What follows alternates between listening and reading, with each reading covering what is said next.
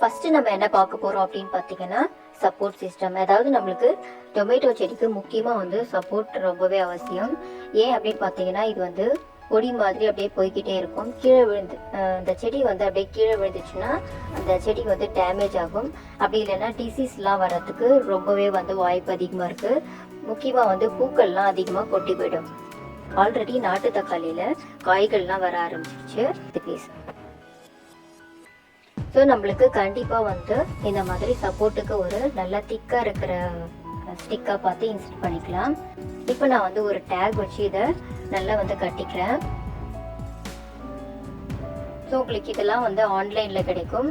உங்களுக்கு கிடைக்கல அப்படின்னா கீழே டிஸ்கிரிப்ஷனில் லிங்க் கொடுக்குறேன், அதில் நீங்கள் செக் பண்ணிக்கோங்க. அப்படி இல்லையே நான் உங்களுக்கு டொமேட்டோ பிளான்ட்டுக்குன்னே கிளிப்லாம் கூட வருது.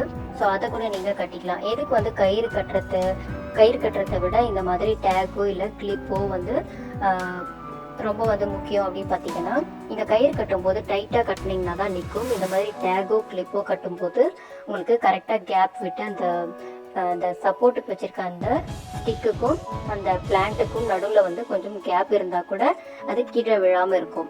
இதே நீங்கள் கயிறு வச்சு கட்டினீங்க அப்படின்னும் போது கொஞ்சம் வந்து ஈஸியாக வந்து அது சாயிட்டு. நான் இதுக்கு முன்னாடிலாம் வந்து கயிறு தான் யூஸ் பண்ணியிருக்கேன். இப்போ தான் வந்து டேகும் கிளிப்பும் யூஸ் பண்ணுறேன். அதுக்கப்புறம் வந்து கொஞ்சம் டிசீஸ் வந்த மாதிரி ஏதாவது லீவ்ஸ் இருந்ததுன்னா இல்லை ஓல்டு லீவ்ஸ் இருந்ததுன்னா அதெல்லாம் ரிமூவ் பண்ணிவிட்டு நம்ம இப்போ வந்து நல்லா கட்டிடலாம். இதில் வந்து 2 செரியான் ஒயின் பிளான்ட் இருக்குது. ஸோ 2 பிளான்ட்டையும் நான் இந்த மாதிரி டேக் வச்சு நல்லா கட்டிட்டேன். முக்கியமாக வந்து அதில் கேப் விடணுன்றது ரொம்ப இம்பார்ட்டன்ட். நீங்கள் கயிறு வச்சு கட்டினீங்கனாலும் சரி இல்லை டேக் வச்சோ கிளிப் வச்சு எது கட்டினீங்கனாலும் கேப் இருக்கணும். இல்லைன்னா வந்து டைட்டாக நம்ம கட்டும்போது அந்த பிளான்ட் வந்து டேமேஜ் ஆகி சரியான வளர்ச்சி இருக்காது. அப்படி இல்லை உங்ககிட்ட எதுவுமே இல்லை அப்படின்னு சொன்னால் இந்த மாதிரி செடியில் வந்து எண்டில் இந்த மாதிரி ஒரு ஃப்ளெக்சிபிள் கயிறு இருக்கிற மாதிரி இல்லை இந்த மாதிரி ஒரு திக்காக ஒரு நல்லா ஈஸியாக நல்லா கட்டக்கூடிய ஒரு கயிறு மாதிரி நீங்கள் கட்டி வச்சுக்கோங்க. கொடி மாதிரி இருக்க பிளான்ட்டுக்கு இது கூட ரொம்ப ஹெல்ப்ஃபுல்லாக இருக்கும். இப்போ வந்து இதில் கொஞ்சம் கொஞ்சமாக வந்து பூக்கள்லாம் பூக்க ஆரம்பிச்சிருச்சு. இது பார்த்தீங்கனாலே உங்களுக்கு தெரியும் எவ்வளோ பெரிய செடியாக இருக்குது இப்போவே அப்படின்னு பாருங்கள். ஸோ இன்னும் வந்து இது போக போக ரொம்ப பெருசாக வளரும். அடுத்ததான் நம்ம பார்க்க போகிறது பூக்கள் அதிகமாக பூக்கிறதுக்கும் பூக்கள் வந்து உதிராமல் இருக்கிறதுக்கும் நம்ம என்ன பண்ணலாம் அப்படின்னு பார்த்தீங்கன்னா, புளிச்ச மோர் இருந்ததுன்னா அது வந்து ஒரு 4 டேபிள் ஸ்பூன் எடுத்துக்கோங்க. அதில் வந்து 1 டீஸ்பூன் அளவுக்கு பெருங்காயம் ஆட் பண்ணிக்கலாம். இது வந்து பூக்கள் அதிகமான அளவில் பூக்கிறதுக்கும் ஏற்கனவே பூக்கள் இருக்கிறது வந்து உதிராமல் இருக்கிறதுக்கும் ரொம்பவே ஹெல்ப்ஃபுல்லாக இருக்கும். நிறைய இதில் நீங்கள் பார்த்துருப்பீங்க. அப்படி இல்லைன்னு சொன்னால் உங்ககிட்ட தேமூர் கரைசல் இருந்ததுன்னா அது கூட நீங்கள் யூஸ் பண்ணிக்கலாம். இப்போ என்கிட்ட தேமூர் கரைசல் இல்லை, அதனால நான் வந்து நல்ல ஒரு புளிச்ச தயிரும் 1 டீஸ்பூன் பெருங்காயமும் ஆட் பண்ணிக்கிறேன். இதை வந்து நம்ம தண்ணியில் வந்து நல்லா வந்து டிசால்வ் ஆகிறதுக்கும் வந்து மிக்ஸ் பண்ணிக்கலாம். மிக்ஸ் பண்ணிவிட்டு ஸ்ப்ரே பாட்டிலில் வந்து ஃபில்டர் பண்ணி அதை வந்து நம்ம செடிகளுக்கு தெளிக்க போகிறோம். தண்ணி ஆட் பண்ணிவிட்டு அதுக்கப்புறமா வந்து நான் தக்காளி செடிகள் மேலே நல்லா வந்து தெளித்து விட போகிறேன். ஃபுல்லாக வந்து எல்லாம் கீழே வந்து நாட்டு தக்காளி செடி இருக்குது ஒன்று, அப்புறம் மேலே வந்து இந்த செரி டொமேட்டோஸ் இருக்குது. ஸோ அது எல்லாத்துக்குமே ஃபுல்லாக கவர் ஆகிற மாதிரி இதை நல்லா வந்து ஸ்ப்ரே பண்ணிக்க போகிறேன். ஸ்ப்ரே பண்ணிவிட்டு உங்களுக்கு காட்டுறேன். ஸோ இப்போ நான் வந்து நல்லா ஸ்ப்ரே பண்ணியாச்சு. எல்லாம் வந்து ஃபுல்லாக செடிகளும் கவர் ஆகிற மாதிரி ஸ்ப்ரே பண்ணிட்டேன். ஃபஸ்ட்டு நம்ம செடிகளுக்கு சப்போர்ட் கொடுத்தாச்சு. அடுத்ததான் வந்து புளிச்ச மோர் கரைசலும் கொடுத்துட்டோம். இப்போ வந்து இதில் தண்ணி ஊற்றி நல்லா மிக்ஸ் பண்ணிக்கிறேன்.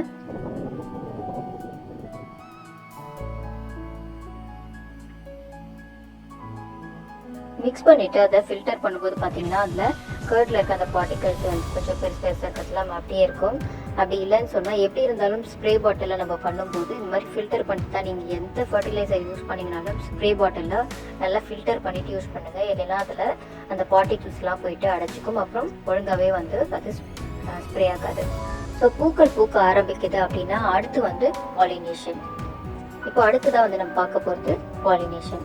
இப்போ வந்து என்கிட்ட நிறைய ரோஸ் எல்லாம் பூக்கிறதுனால இந்த பாலினேஷன் ப்ராசஸ் வந்து எனக்கு ரொம்ப ஈஸியாகவே நடைபெறுது. ஏன் அப்படின்னு பார்த்தீங்கன்னா நிறைய வந்து ஹனிபீஸ் வரும். இப்போ கூட நீங்கள் பார்த்தீங்கன்னா தெரியும், நிறைய வந்து ஒரு 3-4 ஹனிபீஸ் வந்து இந்த டொமேட்டோ ஃப்ளவர்ஸ் வந்து சுற்றிக்கிட்டே இருக்கு. ஸோ அதனால எனக்கு வந்து இந்த எல்லா பூக்களுமே வந்து காயாக மாறதுக்கு 100% சான்ஸ் இருக்குது.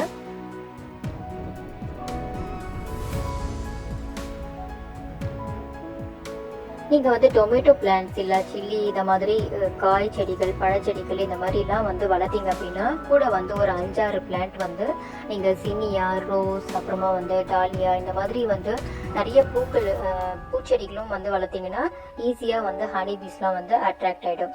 அப்போ வந்து உங்களுக்கு எல்லா காய் செடியிலையும் இல்லை பழச்செடியிலையும் வந்து பாலினேஷன் ப்ராசஸ் ஈஸியாக நடக்கும்.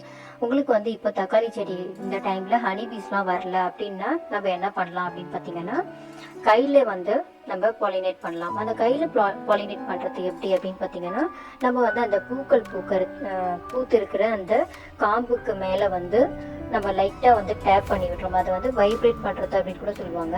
ஸோ அந்த லைட்டாக வந்து நம்ம வைப்ரேட் பண்ணுற மாதிரி நம்ம பண்ணோம் அப்படின்னா ஈஸியாக வந்து பாலினேஷன் ப்ராசஸ் நம்மளுக்கு நடக்கும்.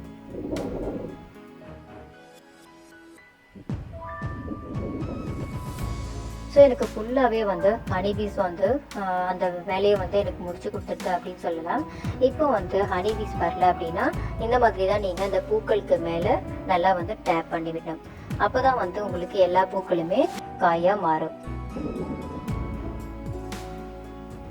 அடுத்ததாக வந்து பூக்கள் பூத்தாச்சு, அப்புறமா வந்து காயும் வந்துடுச்சு. காயில் வந்து என்ன ப்ராப்ளம் வரும் அப்படின்னு பார்த்தீங்கன்னா, பிளாசம் அண்ட் ராட். இது வந்து கால்சியம் டெஃபிஷியன்சினால வரும். அதுக்கு நம்ம என்ன ஃபர்டிலைசர் கொடுக்கலாம் அப்படின்னு பார்த்தீங்கன்னா, இது ரோஸ் ஃபர்டிலைசர்லையும் பார்த்துருப்பீங்க, சுண்ணாம்பு கரைசல் தான். உங்ககிட்ட வந்து சுண்ணாம்பு இல்லை, இதுதான் வந்து இருக்கிறதே வந்து ரொம்ப ஈஸியான ஒரு ஃபர்டிலைசர் அப்படின்னு சொல்லலாம். அப்படியே உங்ககிட்ட சுண்ணாம்பு இல்லை அப்படின்னா ஒரு 10 to 15 ml பசும் பாலில் ஒரு 1 லிட்டர் தண்ணியை ஆட் பண்ணி நீங்கள் செடிகளுக்கு கொடுக்கலாம். நான் வந்து இப்போ ஒரு 1/4 டீஸ்பூன் வந்து சுண்ணாம்பு எடுத்துகிட்டு இருக்கேன். அதில் வந்து தண்ணியில் மிக்ஸ் பண்ணி நான் இப்போ வந்து செடிகளுக்கு கொடுக்குறேன். நீங்கள் எந்த அளவுக்கு வந்து டைல்யூட் பண்ண முடியுமோ அந்த அளவுக்கு டைல்யூட் பண்ணிக்கோங்க. நான் வந்து ஒரு 1/4 டீஸ்பூன் தான் எடுத்துருக்கேன், 1/2 டீஸ்பூன் கூட இல்லை, ஒரு 1/4 டீஸ்பூன் சுண்ணாம்பு தான் எடுத்து இதில் வந்து மிக்ஸ் பண்ணி கொடுத்துட்ருக்கேன். இப்போ தண்ணி கூட இன்னும் கொஞ்சம் ஊற்றணும். நீங்கள் வந்து ஒரு 1.5 லிட்டர் தண்ணியில் மிக்ஸ் பண்ணி செடிகளுக்கு கொடுங்க. நான் இப்போ வந்து 3 செடி இருக்கிறதுனால அவ்வளோ கொடுக்குறேன். ஒரு செடியாக இருந்ததுன்னா இன்னும் கூட கம்மியாக கொடுக்கலாம். நீங்கள் வந்து இந்த கால்சியமுக்கு வேறு என்னெல்லாம் கொடுக்கலாம் அப்படின்னு பார்த்தீங்கன்னா, மில்க் கொடுக்கலாம். அதுக்கு அடுத்ததாக வந்து நீங்கள் எக் சாப்பிட்றவங்களா இருந்தீங்கன்னா, எக் ஷெல்ஸ்லாம் இருந்தீங்கன்னா நீங்கள் அப்படியே கூட போட்டு விடலாம். அது ஒரு ஸ்லோ ரிலீஸ் ஃபர்டிலைசர் தான். அதனால் நீங்கள் சுண்ணாம்பு, மில்க்கு, அப்படி இல்லைன்னு சொன்னால் எக் ஷெல்ஸ், இதை வந்து நீங்கள் கால்சியமுக்கு யூஸ் பண்ணிக்கலாம். இது வந்து இந்த பிளாசம் அண்ட் ராட்டை தடுக்கும். இப்போ வந்து எனக்கு எல்லாத்துலேயும் வந்து நல்லா வந்து காய் பிடிக்க ஆரம்பிச்சிருச்சு. ஒவ்வொன்றுத்துலேயும் பார்த்தீங்கன்னா ஒரு 15 காய் குட்டி குட்டியாக வந்திருக்கு. இந்த மாதிரி வந்து இப்போ ஒரு 6-7 பிரான்ச் வர ஆரம்பிச்சிருச்சு. ஸோ ஒவ்வொன்றுத்துலேயும் 15லேருந்து ஒரு 18 செரி டொமேட்டோஸ் வரைக்கும் வரும்.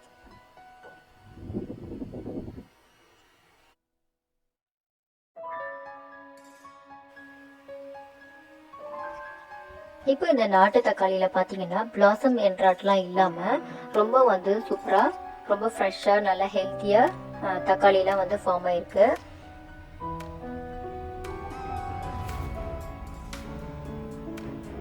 அந்த சைட் பார்த்தீங்கன்னா உங்களுக்கு தெரியும். ஸோ இதிலலாம் வந்து என்ராட் ப்ராப்ளம்லாம் எதுவும் வரல. ஒரு 2 தக்காளியில் வரும்போதே நான் பார்த்துட்டு அந்த கால்சியம் இதை வந்து இன்ஸ்டன்ட் ஃபர்டிலைசரை நான் கொடுத்துட்டேன். ஸோ எல்லா தக்காளியுமே வந்து ரொம்ப ஃப்ரெஷ்ஷாக இருக்குது. நான் இதை வந்து ஹார்வெஸ்ட் பண்ணும்போது உங்களுக்கு திருப்பியும் அப்டேட் பண்ணுறேன். ஸோ இந்த தக்காளியெலாம் கூட வந்து பார்த்தீங்கன்னா நல்லா வந்து பெருசாகிட்டே வருது. இதுலேயும் வந்து எந்த ப்ராப்ளமும் வரல.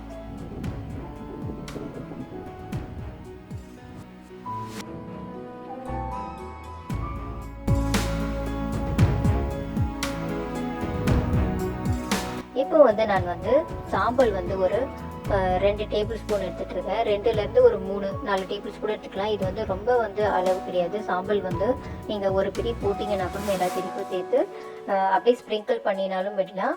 இல்லைன்னா இந்த மாதிரி தண்ணியில் கரைச்சும் நீங்கள் ஊற்றலாம். எதுக்கு இந்த பொட்டாசியம் ரொம்ப இம்பார்ட்டன்ட் அப்படின்னு பார்த்தீங்கன்னா, இந்த காயெல்லாம் வந்து நல்ல ஒரு ஃபார்மாக, அந்த ஸ்கின் எல்லாம் வந்து நல்ல ஒரு ஃபார்மாக இருக்கிறதுக்கும், அதுக்கப்புறம் அந்த கலர்லாம் வந்து நல்ல ஒரு பிரைட்டான கலர் நம்மளுக்கு கிடைக்கிறதுக்கும், அந்த பழம் வந்து நல்லா ஸ்வீட்டாக இருக்கிறதுக்கும் பொட்டாசியம் ரொம்பவே இம்பார்ட்டன்ட். அதனால நீங்கள் ஒன்ஸ் வந்து காயெல்லாம் வந்து கொஞ்சம் சின்ன சின்னதாக இருக்கும்போதே, வளர ஆரம்பிக்கும் போதே இந்த பொட்டாசியம் கொடுக்க ஆரம்பிச்சிடுங்க.